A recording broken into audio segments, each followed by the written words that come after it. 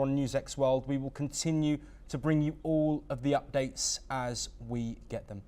But we move on now, and the NSG and forensic teams are investigating the Air India flight AI-171 crash sites in Ahmedabad, focusing on ruling out foul play by examining blast material. The NDRF and other agencies are collecting debris, including the tail section hanging from the BJ Medical College hostel mess building, which will be brought down for further analysis. The aircraft's black box has been recovered and will provide crucial insights into the crash. Over 40 personnel from the Aircraft Accident Investigation Bureau are on site, and DNA identification is underway with 219 samples collected to confirm victim identities. The Ministry of Civil Aviation has constituted a high-level multidisciplinary committee chaired by the Union Home Secretary to examine the causes of this tragic incident and propose strengthened aviation protocols. Gujarat's Home Minister Harsh Sanghvi and Congress President Mallikarjun Kharge are scheduled to visit the site today, while families of British nationals affected by the crash are arriving in Ahmedabad.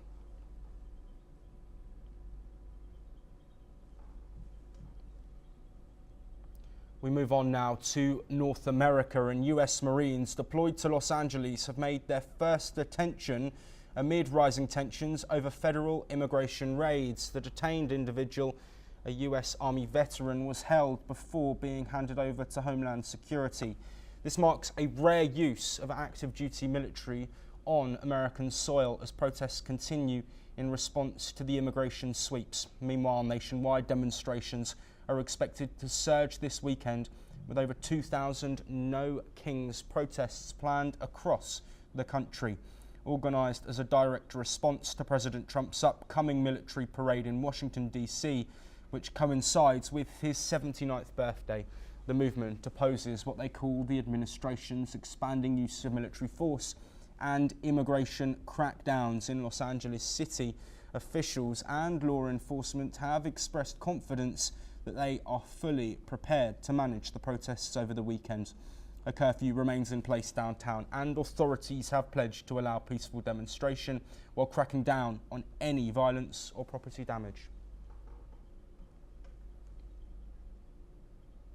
We stay with US immigration, and in America, migrant Kilmar Abrego Garcia remains in custody after being wrongfully deported to El Salvador in March. He returned to the US last week and has now pleaded not guilty to charges of conspiracy to smuggle migrants, transport firearms and drugs.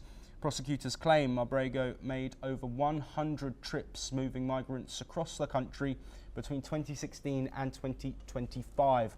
Two cooperating witnesses have alleged he was a driver for a smuggling ring, but his defence says their testimony is unreliable. Abrego Garcia's lawyers argue he's being targeted to justify his illegal removal. A federal judge is still investigating if the Trump administration violated court orders in his case.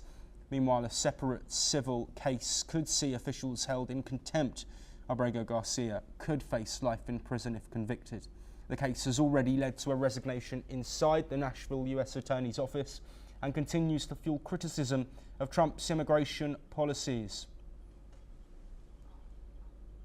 Well, meanwhile, a federal judge has denied the release of Palestinian activist Mahmoud Khalil, a green card holder detained since March without charges. Khalil, a former Columbia University student, is known for his pro-Palestinian activism and has been targeted in the US government's crackdown on campus advocacy.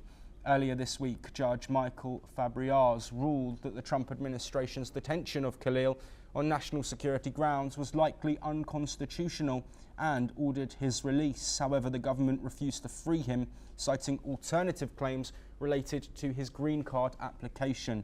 Khalil's lawyers argue these claims are a pretext to keep him detained.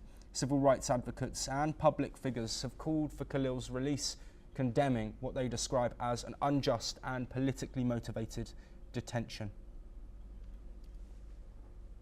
We move away from immigration but stay in North America. In the US, Republican senators are pushing to curb judges' powers to block federal policies A new provision in President Donald Trump's massive tax and spending bill, dubbed the Big Beautiful Bill, would require those suing the government to post a costly bond before a judge can halt a policy. The Senate version differs from the House, which passed the bill last month to limit judges' contempt powers against officials who defy court orders. Senator Chuck Grassley says this move ensures plaintiffs cover government costs if injunctions are overturned. But critics, including Democrats like Senator Dick Durbin, argue this is a direct attack on judicial checks designed to shield President Trump from legal accountability. The White House has already instructed agencies to demand bonds in such cases, making legal challenges harder to file. The Republican-led Senate is using special rules to pass this bill with just a simple majority. Moving on now, Japan and the United States have explored the possibility of a trade agreement, according to Japan's top tariff negotiator, Ryoshi Akazawa. Speaking in Washington after the 6th round of tariff negotiations, Akazawa said he held separate talks with US Treasury Secretary Scott Bessent and Commerce Secretary Howard Lutnick. He described the exchange as very detailed but declined to comment on how close the two sides are to reaching a deal.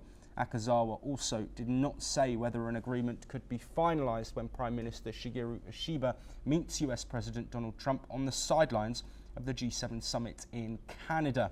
Japan faces a 24% tariff rate starting in July unless a deal is reached. It also is seeking exemptions from the proposed 25% tariffs on its auto exports. Meanwhile, Prime Minister Ishiba and President Trump held a phone call discussing tariffs, according to Japan's foreign ministry.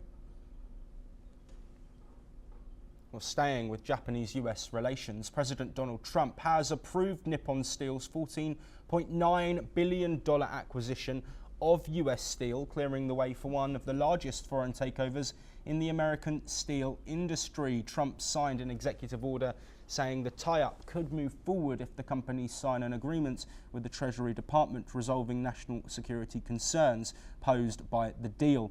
The companies then announced they had signed the agreement, fulfilling the conditions of Trump's directive and effectively garnering approval for the merger. The deal includes $11 billion in new investment by 2028.